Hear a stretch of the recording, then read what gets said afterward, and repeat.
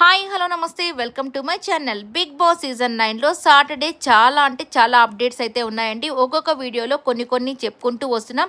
ఇక పవన్ కళ్యాణ్ అలాగే తనూజ వీళ్ళిద్దరికి వీడియోస్ చూపించి వాళ్ళిద్దరికీ అయితే ఒక వార్నింగ్ లాగా అయితే ఇచ్చేశారు. ఇక దాన్ని బట్టి వాళ్ళ గేమ్ని మార్చుకుంటే నిజంగా వీళ్ళిద్దరూ సూపర్ అంటే సూపర్.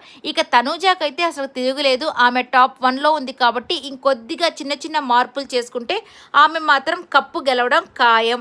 ఇక నెక్స్ట్ వచ్చేసరికి మాధురి గారికి అలాగే రమ్య గారికి మాత్రం ఫుల్ కోటింగ్ అయితే పడిపోయింది. ఇకైనా వీళ్ళ మాట తీరు ఆట తీరు మార్చుకుంటే చాలా బాగుంటుంది.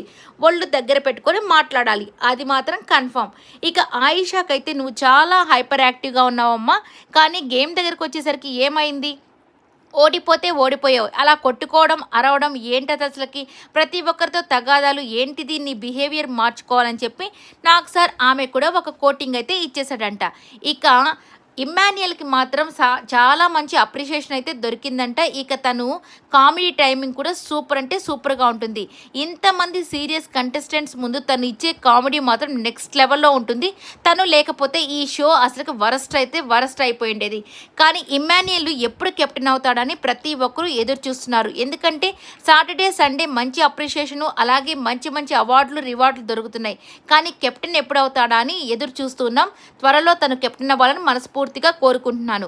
అలాగే ఇక గౌరవ్కి అలాగే నిఖిల్ గారికి సుమన్ శెట్టి గారికి కూడా చాలా అప్రిషియేషన్ దొరికిందంటే నిజంగా మీ ఆట తీరు నెక్స్ట్ లెవెల్లో ఉంది. అలాగే నిఖిల్ గౌరవ్ మీరు ఆడిన ఆట అయితే ఇంకా సూపర్గా ఉందని చెప్పి వాళ్ళందరినీ మెచ్చుకున్నారంటే నాకు సార్ నిజంగా ఇలాంటి వాళ్ళని ఉంటే చాలా బాగుంటుంది కదా ఈ యొక్క బిగ్ బాస్లో. ఈ వీడియో నచ్చితే